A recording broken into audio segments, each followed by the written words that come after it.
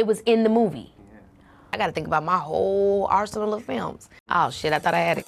You know, it's your girl.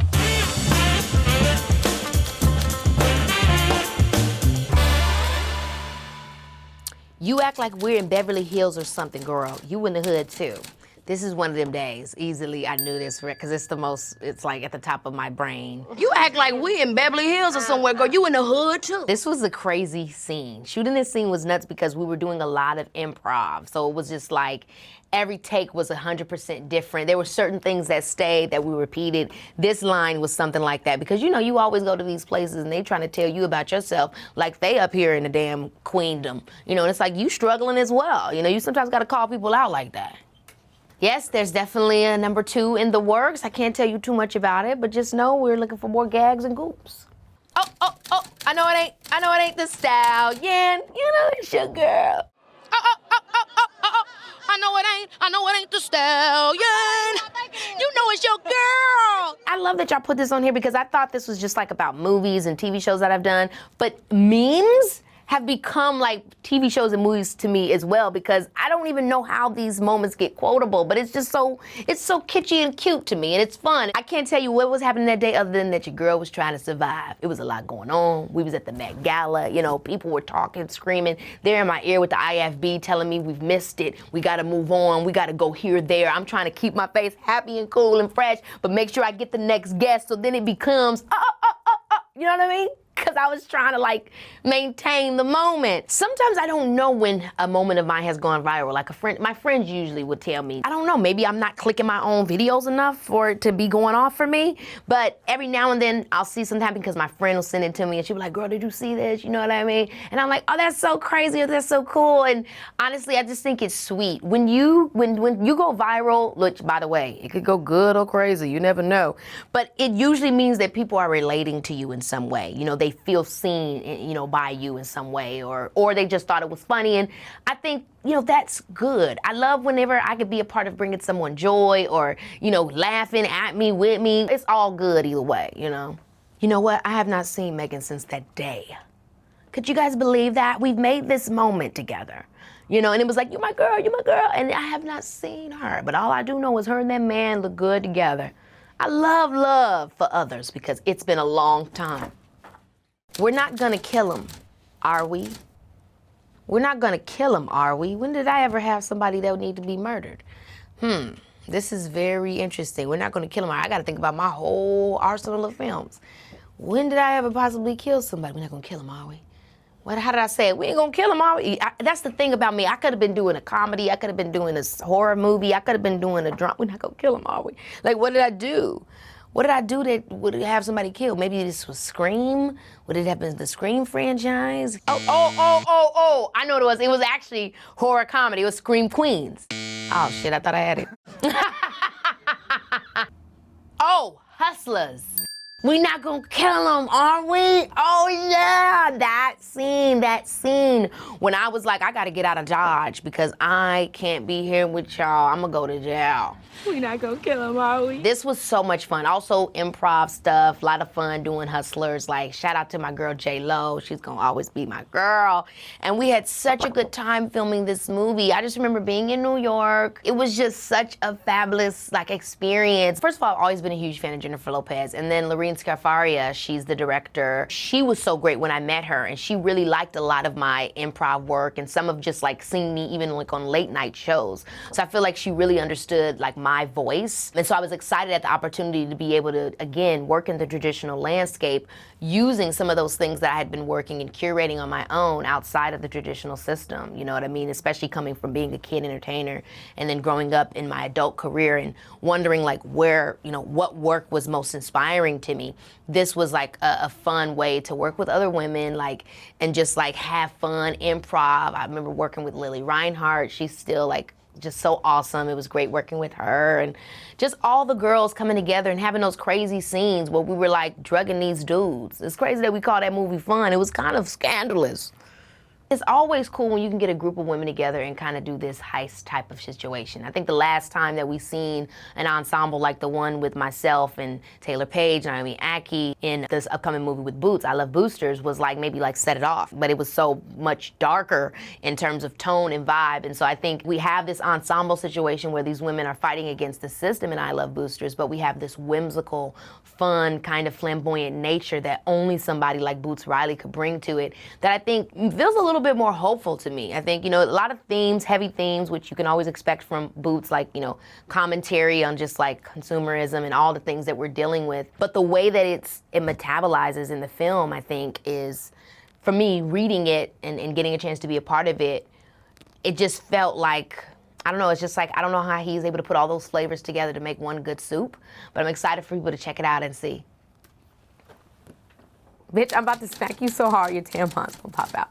This is in the middle of New Orleans shooting Scream Queens, baby. This is good old Zayday Williams, okay? Bitch, I'm about to smack you so hard your tampon's gonna pop out. This show was so satirical. I almost feel like, I don't know that everybody really got the vibe when it was out. I think now people appreciate the tone for what it was. But obviously anybody that's a Ryan Murphy fan understands that a lot of times, you know, everything's not what it seems. It's very ironic, a lot of his stuff, and I think Scream Queens was right in that bag. This Zayday Williams character, I didn't know where she was going in this series. Like, I didn't know what her storyline was gonna be because they was always withholding every episode. We never knew if we were gonna die, if we were gonna live. But I'm like, if y'all let my black ass die, then y'all are done. So I knew I had to make it to the end of the season just for the political purposes alone. Anyhow, the best Scream Queen we already know is Jamie Lee Curtis. First of all, she comes from a lineage of Scream Queens. You cannot get away from her mother. I mean, come on, Psycho.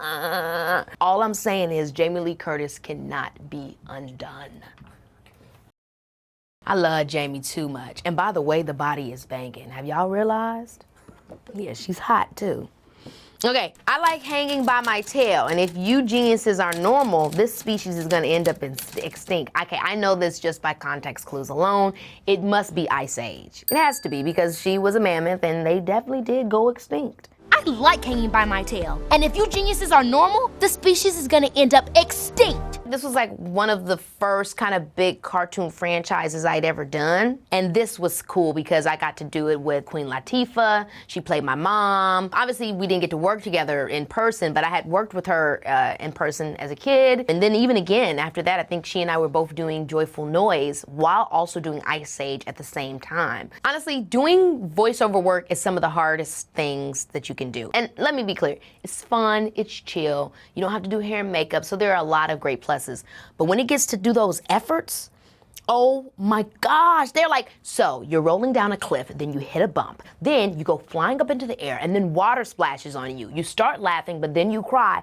And so you're in there like, oh, stop! And it's like, why did I have to do all that? And then they show you like this claymation, and it's like, what the hell am I looking at? So your imagination is very much needed for animation in a major way. Oh yeah, I didn't think I was gonna win because, whoa! This is me winning the NAACP Entertainer of the Year Award against a few really awesome people, by the way, but I was specifically pointing this towards Cynthia Erivo because I lived for her performance in Wicked. I didn't think I was gonna win because,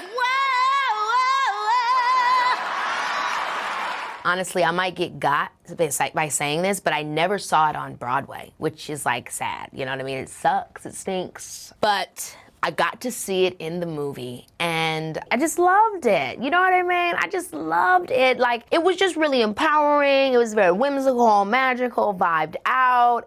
And yeah, I just had to show that lady some love. Cynthia deserved it because she did a great role in that. And I also liked her and Harriet Tubman. She played that role good too. It was very, I feel like it was funny because around the time that the movie came out, I feel like everybody was doing the riff. When you look at the end of that moment when she's out there and she's like, no one's gonna bring me down. Like, it just was really, it felt like, I felt it like in my soul. And so, yeah, I just was doing it in my life. Like, even it got to the point where even my son started trying to do it with me. He was like, like, it's so cute. Okay, I hope it don't sound ridiculous. I don't know who this man is, This quote comes from my lie detector test with Vanity Fair, where I said, sorry to this man, you know, I didn't know who this is, you know, keep walking down the street, I wouldn't know a thing. I hope I don't sound ridiculous. I don't know who this man is. This will forever be one of the most like question mark pop culture moments for me. Meme culture, baby, for me, even aside from me being like a meme person or a person that is memed, I've always loved memes. I feel like we'll have, you know, schools and stuff, like we'll have a class on it in pop culture at some point, or just media literacy at some point. It really like not only represents like a moment or something that's funny, but like culture at that moment in time, like what was happening in the zeitgeist. And so, I don't know, it's just so cool to me. Like, I love memes. And so the fact that I get to be a meme is like, hey, I live for it. You know what I'm saying? Yes, I definitely know who that man is. It was interesting. I'm naturally inquisitive. No idea where I said that, but this is 100% true. I am such a why human being. I always have a bunch of questions. Sorry to my parents. From 20 years ago. 20 years ago, where did I say I'm naturally inquisitive? Who did I say it to? It was in the movie. Oh yeah, in the movie, I think I said it to Doc. I was like, I'm naturally inquisitive. I was being like smart alecky or whatever like that. That's crazy. Oh, Akeelah and the Bee. I'm naturally inquisitive. Wonderful time. Also, crazily enough, I was doing an interview in the movie of Akeelah and the Bee with Lauren Sanchez, who's now with Jeff Bezos. We tight, girl. Give me some money. Anyway, I was 10 years old when I auditioned, 11 years old when I got the part and filmed it, and 12 when he came out. It took a minute. This was back when Lionsgate was really indie. Now they have a lot of money. I did always want to act. A fool, you better watch out. Look, who is you playing with? I always like to play around. I think for me, like hamming it up as a kid, I didn't know it was called acting per se. I like to like just, you know, get into a character, get into a vibe, you know what I mean? And then my parents slowly would start telling me about acting because maybe they knew that I would like it. Like, I don't know, but they also like, that's how they fell in love. So they were always talking about acting, and they took me to my first musical show when I was like 5 years old. I went to the Black Ensemble to see this musical of Jackie Wilson's story. You know, like Jackie Wilson is the one who did "My Heart Is Crying, Crying, Lonely Teardrops." He's really good. My dad's favorite singer. And so I would always like hear about it, acting, everything like that. And so then when my parents asked me if I wanted to do it, I was kind of like, yeah, it seems like some just fun stuff to do. Child, it became a career. I mean, it was like I blinked and I would all of a sudden have my own TV show. It was crazy.